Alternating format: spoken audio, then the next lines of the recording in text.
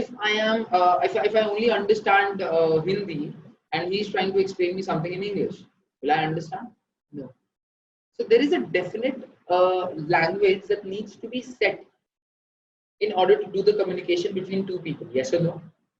We need to have, or if we do not have that same language, then there needs to be a translator who understand both of the languages and do that thing. But we generally do not do that. We try to communicate with the person. Like, do we carry different translators with us to communicate with different people? No. What we do is we try to communicate with the person who understand the language that we speak, right? Or there should be a standard language between all of the individuals that everyone should understand. In today's world, in today's economy, it's English. English is defined as a language which everyone understands and everyone should understand and speak. So that there needs to be, there should not be no communication. There should not be a communication gap between two different people from two different countries or regions, or two different geographical regions or something like that. They should be able to communicate with each other without a problem, right? Without the help of a translator. That's what should happen. And how can that happen? When the language is same. Language of the communication is set, right, as a standard language. That's the same thing that happens when it comes to APIs. So a single program communicates with another program, but both of them needs to have the same language defined. And there are different languages that we can use to communicate between two applications or between two softwares or something like that, right? So let's talk about it, what it is. So there are two languages that are set as standard languages to communicate between the applications, right? One is JSON or JSON, depends on what you call it. Some people call it JSON, some people call it JSON, right? So as there is English, which is set as a common language to communicate between humans, JSON is set as, or JSON is set as a like standard language to communicate between softwares or communicate between applications, right? That's what it is. And there is another one as well, which is called as XML, right? So there are two languages. Let's say there is one English, and the other one that we generally use specifically in India is Hindi. We expect everyone to understand Hindi and everyone to talk in Hindi, right? That's what we do. So these are the two major languages in which we can communicate between different applications. Listen to me very carefully. Irrespective of which programming language, like in which programming language that application is developed. So what I'm telling you over here is this A application is interacting with B application, and this A application is a PHP application. This B application is an application in Salesforce, right? There's no relation of PHP with Salesforce. But these two applications can interact with each other. How? With the help of JSON or XML, right? That's what it is. So, I mean, and you can take any other example as well. So this PHP website can talk with Java website, right? With the help of JSON and XML. So the website is developed into a completely different language. This A application is developed into a complete different language. B application is developed into a complete different language. But the two can interact with each other because they have got the same communication medium or communication channel or communication language. And that's what I should use, right? And that is JSON or XML. That's it. Now let's go and talk about JSON. What exactly JSON is, right? Regarding the Salesforce, which language will be more preferable, XML or JSON? I'm going to talk about which is more preferable for everything, but yeah, I mean, if just to answer your question, it's JSON any day.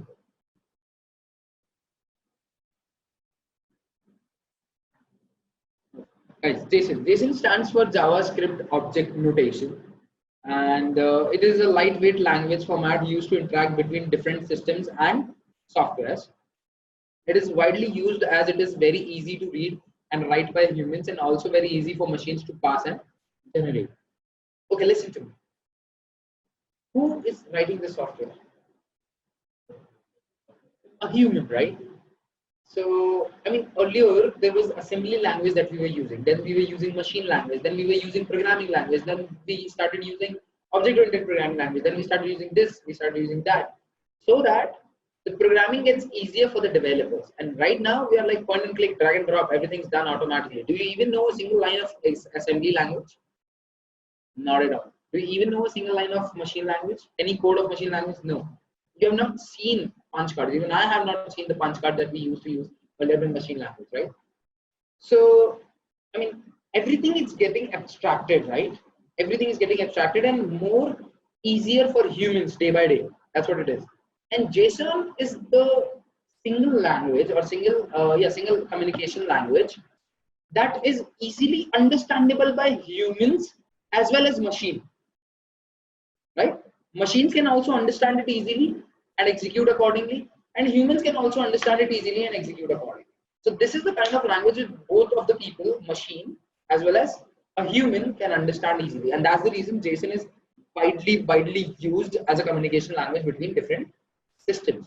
Like 90% of the time, 95% of the time, JSON is the language which is used, right, to communicate between different languages. It is just a text format that is completely language independent, right? This is very important. This is a text format that is completely language independent, which means we can use it inside any programming language, which makes it an ideal data interchange language, and hence it can be considered as a universal data structure. Think about it.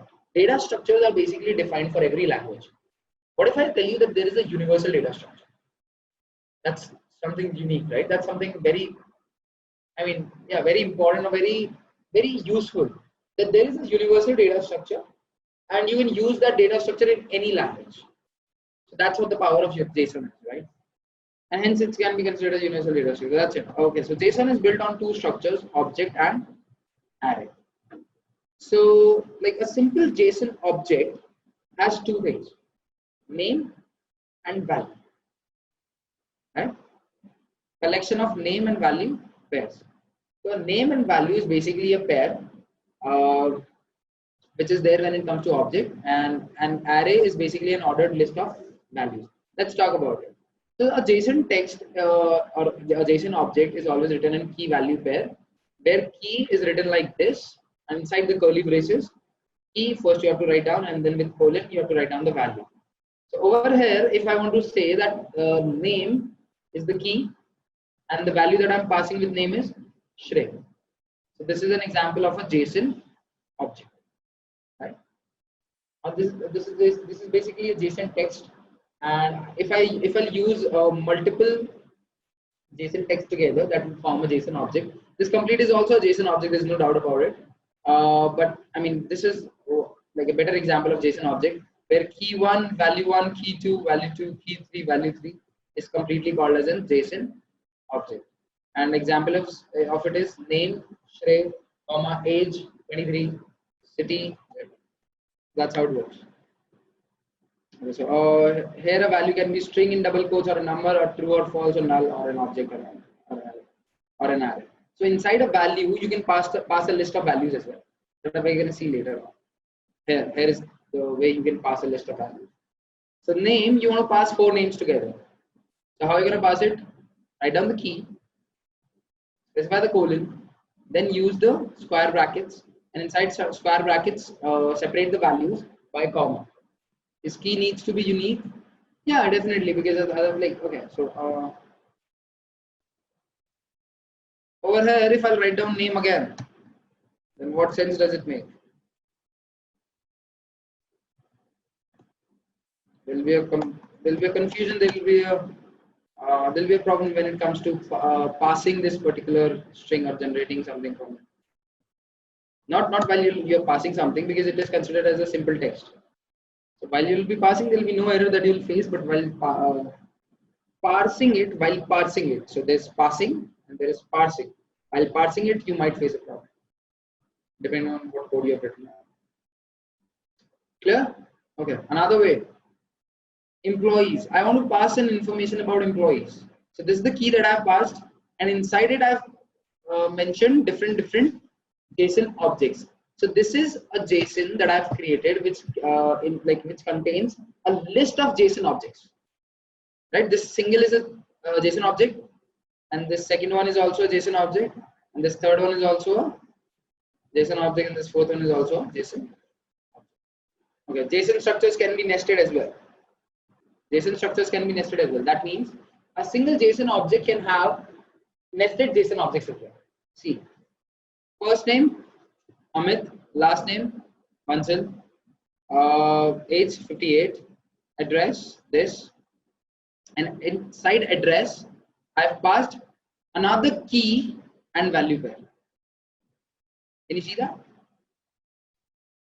So whatever you want to pass, you can pass, but make sure that that's the way the application to which you're passing it, parse it. So let me tell you what is passing and what is parsing. So when you speak something, this person listens to it and understands it, right? So when I'm saying something, I'm passing something. And when you're listening something and when you're understanding it, you're parsing it, right? And when you're going to say something, I'm going to listen to it. So you're passing me something and I'm passing it. That's what it is, right? So when it comes to passing these values, you can pass any kind of value. There's no problem. There's no problem with that. There's no doubt about that. You can create as much nested JSON as you want. You can create it in any way. But the main important thing is that it needs to be parsed in the way that you're passing it. Yeah, that's about JSON. We're going to use JSON a lot of time. I mean, in fact, almost all of the time. There are very less situations in which we're going to use XML. And I'm going to talk about it why when I'm going to explain you what is XML. So shall we move on to XML? Okay, XML. We've all read about this when we were in 8th class of our school. HTML as well as XML, and all what we remember about XML is its full form is extensible markup language. That's it, right? We do not understand like HTML. We understand why, because we've been using browser from a lot of time. We know like it's HTML that gets passed in the browser, that gets interpreted onto the browser. So that's HTML. But when it comes to XML, let me tell you what exactly it is. Sure, it's full form is extensible markup language. But the thing is, it is defining your own markup language. It is defining your own tags. It is defining your own way of communicating from one application to another application, right? So if I want to pass a particular value from this application to another application, I need to write it down in such a way that the other application understands it. And JSON comes later on, while XML came prior, right? That's what it is. JSON. I'm not sure about it though, but I think this is exactly what happened. Yeah, so XML came earlier, and in XML you have to define the tags. Like, let me just show you a simple example. If I want to pass a name value, then I have to write down name in the angular bracket, then the value that I want to pass to it, and then / name, the end tag. Like the exact same thing that we write down in HTML. We write down that in HTML as well, right? It's a markup language. So in markup languages, there are tags, right? So that's the same thing that we do over here. So XML stands for Extensible Markup Language. It is similar to HTML, designed to store transport data over internet, right? It is both human and machine readable. It does not use predefined tags, which means we can create our own tags to define the data. It stores data in plain text format, which provides a software and hardware independent way of storing, transporting, and sharing the data. See, plain text format, which is software independent. That means, again, the same thing. No matter in which language it is defined, or the programming language is or the application is developed or created, that application can understand what is written in XML, and the human can also understand it. And we can store the information in this format as well. Right? That's how it is. It separates data from the presentation, which means that the same data can be used in many different scenarios. Okay, listen to me. When you're using an application like Facebook, on mobile application, or on a like smartwatch, and on a web browser, the same data gets passed to all three of these applications. But the way it is presented is different, right? Why? Because we are using a communication language. So like, okay, I'm saying a particular thing. You can interpret it in whichever way you want, and you can present it in whichever way you want. It's your choice. So that's a benefit of using these universal data structures like JSON and XML. That's what it is. Now here is an example, a business card. So inside business card, I will write down the name, and I'm going to write down the end tag with name. Then I'm going to write down title, and then I'm going to I'm going to end the title like this, and then company, and then email, and then phone, stuff like that. Right? And inside again, can we have nested XML? So I'll just write down address over here, and inside address, I'll write down city and stuff like that. That's it. Same way. So it's easy. It's easy to understand for humans, and it's so like I haven't explained anything to you about XML or JSON, but you are already aware of it, right? So that means it's easily understandable to humans as well as to machines. Next thing, note, XML tags are case sensitive. Yes. XML tags are case sensitive. You have to make sure that you're writing down the appropriate way, basically. Another way we can write down XML is this breakfast menu, and inside breakfast menu, I'm writing down food, and food is Belgian waffles. The price is this, and description: 2 of our famous Belgian waffles with plenty of real maple syrup. Description closed. Calories, food closed. Right. So this is a single. If you compare it with JSON, this is a single JSON object, right? And this is another food that you're providing. So this is another JSON object when you compare it with JSON, and then that ends with breakfast. So this is about XML. Now tell me which one we should use, XML or JSON?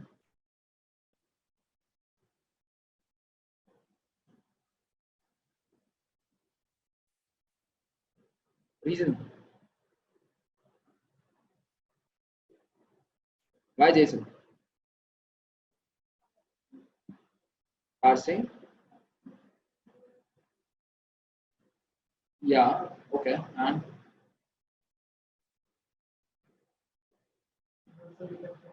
it is also a universal data structure. XML is also a universal data structure.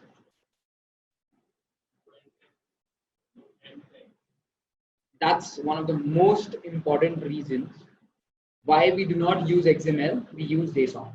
That there are no end tags when it comes to JSON. And let me tell you why it is so important. It adds overhead, right? If I want to pass name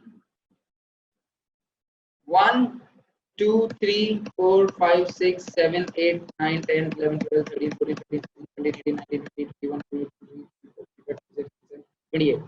28 characters I'm using. When it comes to JSON, 4 over there, and let's say two quotes. So it's like 6, 7, 8, 9, 10, 11, 12, 13, 14, 15, 16, 17, 18, 19, 20, 21. So earlier I was using 28, right? And now I'm using 21. That's all what I'm doing. So it is reducing the information that I'm passing. And imagine if I'll pass a lot of information. Currently it is reducing it by like 30%.